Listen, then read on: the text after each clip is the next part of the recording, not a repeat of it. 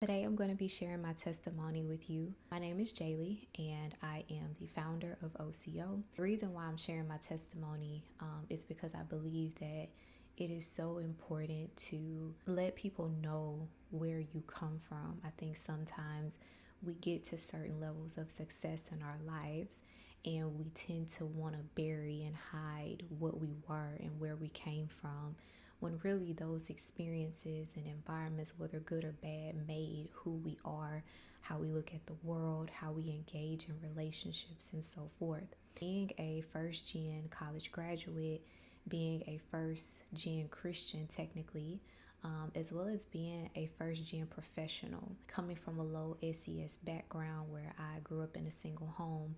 I am an oldest daughter, and so that comes with its challenges. I really had to grow up very quickly. Dealt with a lot of emotional trauma, some physical, and it was just a lot of emotional wounds. I had to really fight when I came to Christ to overcome and be delivered from the spirit of rejection and abandonment, because of so much that I had walked through. And so one of the biggest reasons why I created this channel is because I felt like there wasn't a space for women like me. As I've journeyed through different seasons of my life, being in middle school, high school, undergrad, recently got my master's degree, I have been able to, by the grace of God, just see the world, engage in different experiences that I never thought would be afforded to me because of my upbringing and just having to navigate certain things. But a theme that I realized was that every time I transitioned into a major season of my life, it was always presented with some level of difficulty, whether it be financially, whether it be not having a network to navigate certain aspects of my college experience or my career, or just dealing with the journey of healing and just overcoming difficult things with your family and people you thought were your friends and different things like that. Like, it can be a lot to carry. I struggled a lot with self-worth, with finding my identity, with even just understanding why life was so difficult as I would be around different friend groups and stuff like that, because I always had like a lot of friends and stuff, especially when I was in undergrad. You get to learn people and learn their experiences and where they come from, and of course everybody has difficulties that they walk through, but I had never met anybody with a story like mine. Like, it was just weird. I dealt with a lot of just social, emotional, just wounds, and having an abusive, parent, or being low income, so you're always like hearing the adults around you talking about bills and this need to be paid, that need to be paid, and different things like that. Like, you find yourself, yeah, physically you may be like 18 years old, but like mentally your mind is like 30, or your mind is like 25, because you're being thrusted into certain things that you probably shouldn't even know, right now. I always thought something was wrong with me. And when I came to Jesus, I actually got saved in my dorm room after wanting to commit suicide. And I was like, God, if you're real, you know, you need to come in and help me out, type thing. And I felt a presence, I felt a peace that just changed my life. Like, my situation and my circumstances were still the same. I was dealing with depression. I was dealing with bad anxiety. Like, I was on medication at that time, and it was so bad. I had heart palpitations. Like, I thought I was literally like just about to flatline. Oh, it was bad. I was down bad, y'all. But praise the Lord for his salvation. So, I had just kind of had enough. I'm dealing with, a toxic family dynamic. And then when you're in college, you're naturally just trying to find, who am I? What do I bring to the world? What is my purpose? Like, it was just too much for me. So, long story short, I wanted to just end it all.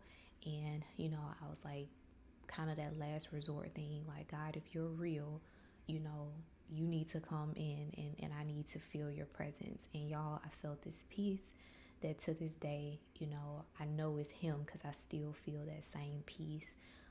And though my situation didn't change overnight, it would be years still to this day where, I'm still having to learn and grow and overcome different things in my life.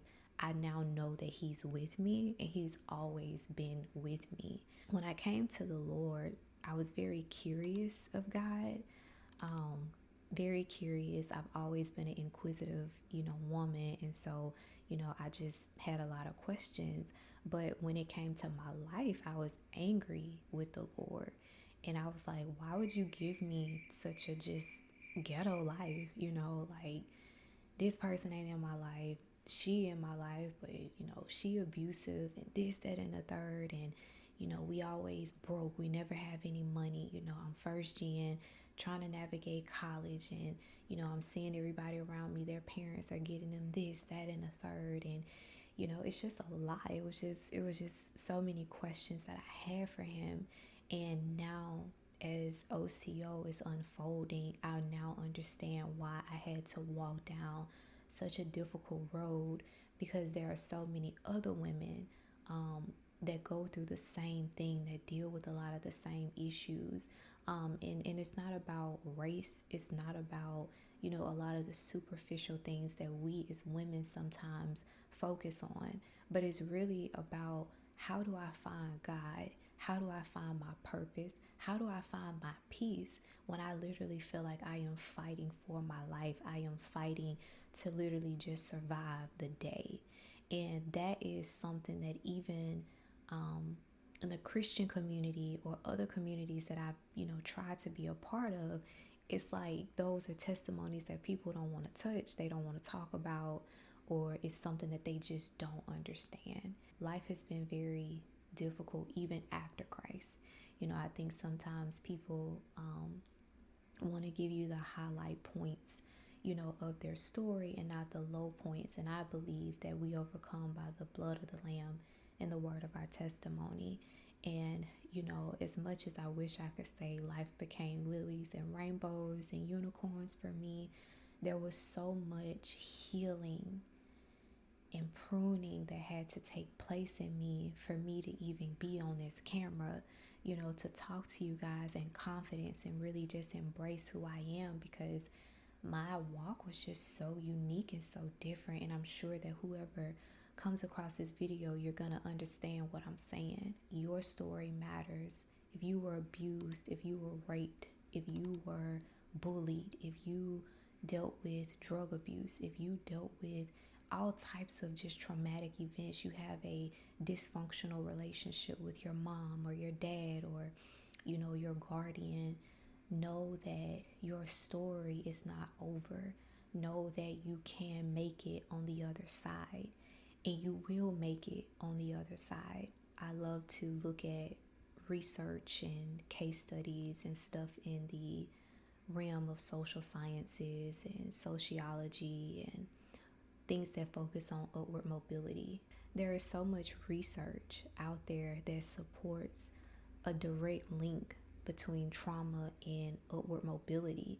And upward mobility is literally just working towards a better life through whatever means necessary. So that could be wanting to get a better job, wanting to go to school, wanting to gain more experience in a particular area.